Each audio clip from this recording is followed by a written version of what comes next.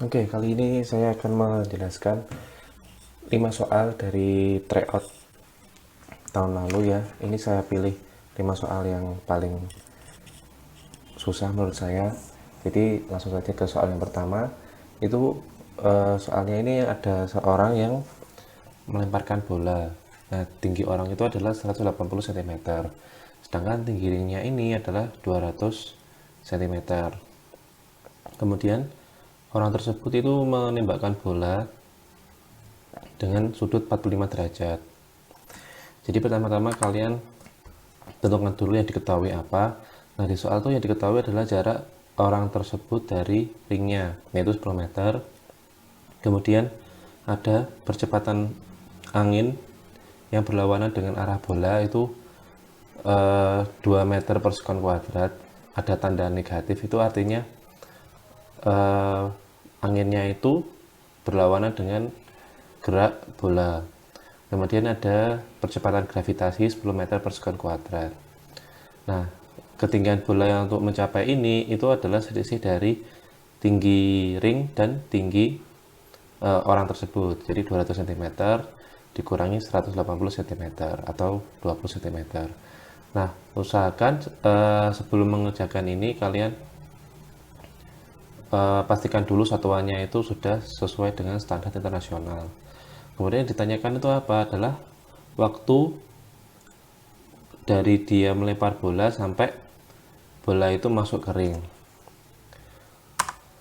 Nah, karena ini adalah gerak parabola, maka kalian analisa tiap sumbunya, yaitu di sumbu X dan juga sumbu Y. Nah, di sumbu X ini karena ada percepatan angin, di sumbu X ini juga berlaku GLBB. Di sumbu Y juga GLBB karena ada percepatan gravitasi. Kemudian yang kita butuhkan ini kan adalah waktunya kan. Sedangkan yang udah diketahui adalah si jaraknya, si X, dan juga percepatannya. Nah, kan Venol kan belum diketahui, sehingga GLBB yang kita rumus GLBB yang kita pakai itu adalah yang ini. X sama dengan Venol T plus minus setengah T kuadrat. Nah, plus minusnya ini tergantung percepatannya. Kalau percepatannya negatif berarti ya nanti negatif. Nah, negatif positifnya itu bergantung sama arah gerak bola. Kalau di sumbu X ini kan arah geraknya kan nanti ke kanan, berarti karena A-nya ini negatif atau A-nya ini ke kiri, maka dia itu nanti di sini negatif. Kemudian kita masukkan X-nya 10, Venolnya kan belum diketahui kan. Nah, karena belum diketahui, karena sudutnya 45 derajat kan, ini kalian Venol X-nya itu adalah dari cos-nya. Jadi kan Venolnya awalnya ini kan nanti miring. Nah, diproyeksikan ke dalam bentuk sumbu X sama sumbu Y. Di sumbu X itu nanti dikali cos, kalau di sumbu Y nanti dikali sin. Nah, kemudian ini dikurangi setengah, A-nya 2, T-nya kan nanti ditanya setengah T kuadrat.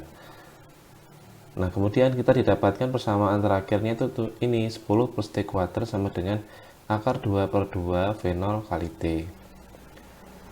Biarkan dulu yang persamaan satu. Terus di sumbu Y sama kayak yang di sumbu X. Di sumbu Y bedanya ini kita pakai delta H. Delta H ini didapat dari selisih tinggi ring dengan tinggi orang tadi. Nah, kemudian kita pakai rumus yang sama kayak yang atas, Y sama dengan Venol YT min setengah GT kuadrat. Nah, kenapa min? Karena bolanya kan ke atas, sedangkan gravitasi percepatannya ke bawah. Nah, dapatkan juga persamaan 0,2 plus 5T kuadrat sama dengan akar 2 per 2 Venol kali T. Nah, persamaan 1 dengan persamaan 2 kan kita bisa substitusikan. Nah, karena ruas kanannya ini kan sama nih. Ruas kanannya kan sama. Sehingga persamaannya tinggal ini. Yang di ruas kiri aja, 0,2 plus 5T kuadrat sama dengan 10 plus T kuadrat. Kemudian didapatkan T-nya adalah akar 2,45 detik. Nah, sesuai dengan pilihan jawabannya, itu ada jawaban yang B. yang soal pertama. Kemudian selanjutnya soal kedua ini adalah soal mengenai lensa. Jadi ada 3 buah lensa, lensa cembung, cekung, dan cembung. Nah, dia memiliki jarak fokus ketiganya itu sama 10 cm. Dan jarak antar satu lensa dengan lensa lainnya adalah 4 cm. Nah, pertanyaannya adalah jika matahari itu memasuki lensa pertama, maka nanti bayangannya di lensa ketiga ini sejauh berapa? Nah, kita kalau ada eh, pertanyaan lensa ini dihitung per lensanya. Jadi nanti ada perhitungan lensa 1, lensa 2, lensa 3.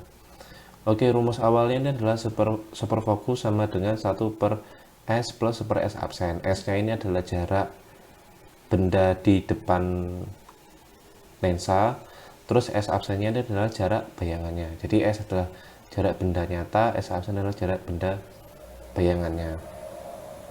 Kemudian F adalah fokus. Kita masukkan 1/10 sama dengan 1/tahingga. Nah, kenapa ini tahingga? Karena di soal ini adalah jika sinar matahari memasuki lensa pertama. Nah, sinar matahari jarak sinar matahari dari lensa 1 itu adalah kita bisa anggap tahingga.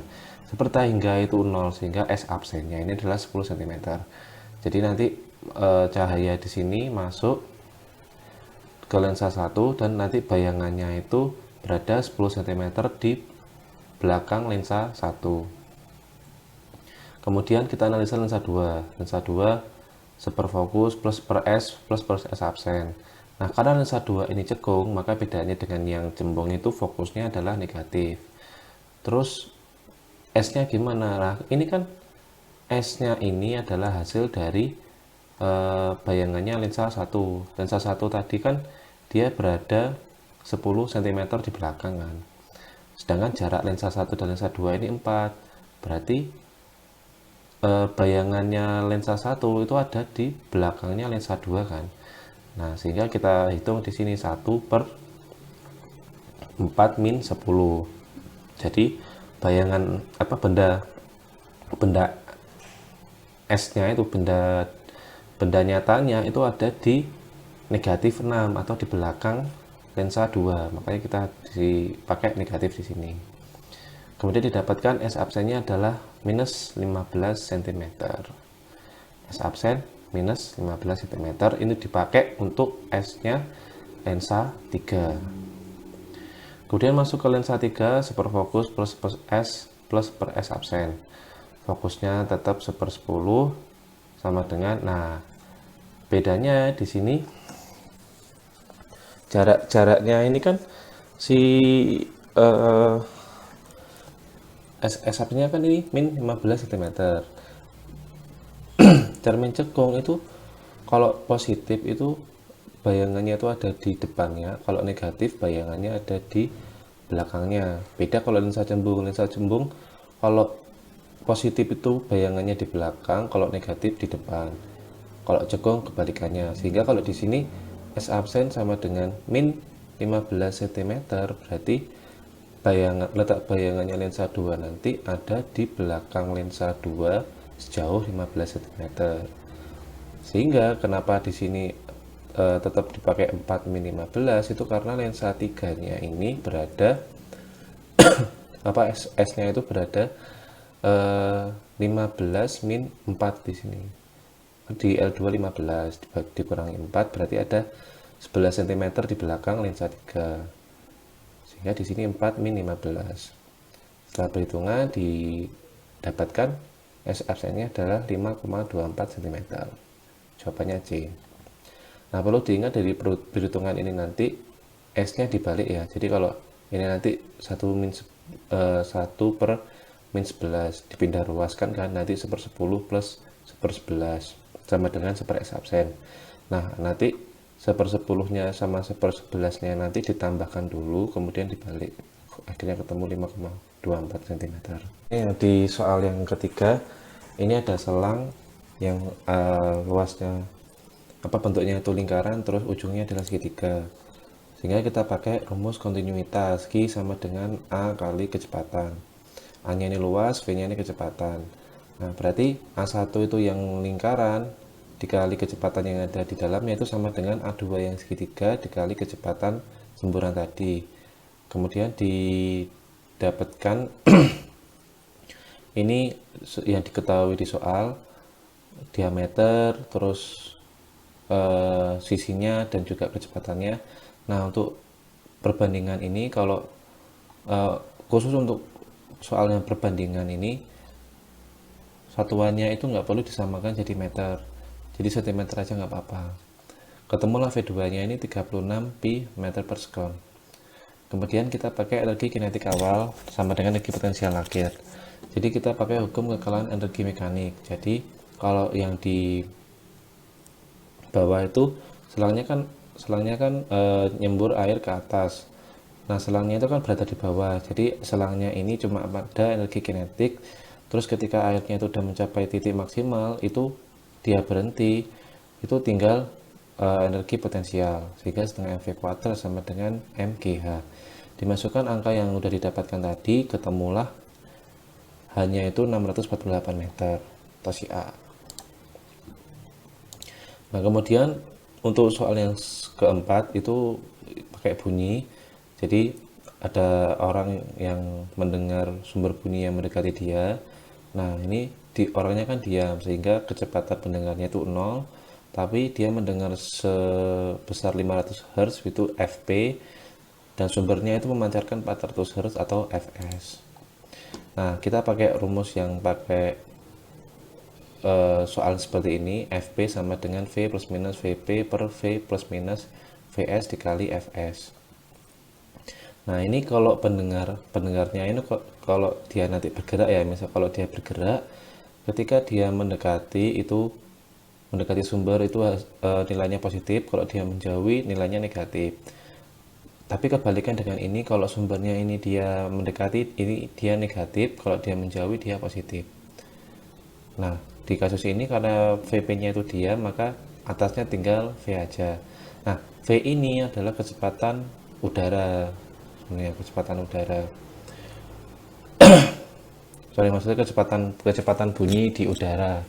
Yang hasilnya adalah 340. Terus karena di sini sumbernya ini mendekati, maka di sini negatif. Dimasukkan Fp-nya 500, Fs-nya 400, kita carikan perbandingannya nih. Berarti tinggal dicari di sini dibagi 5/4, terus sisakan variabel yang di kiri Vs sama yang di kanan V, sehingga kita bisa pakai perbandingan Vs per V sama dengan 1/5. Jawabannya A. Nah, kemudian soal yang terakhir ini, soal yang kelima adalah mengenai listrik. Ini pakai loop. Nah, syarat untuk loop itu ada pembagian ada dua bagian yang terpisah.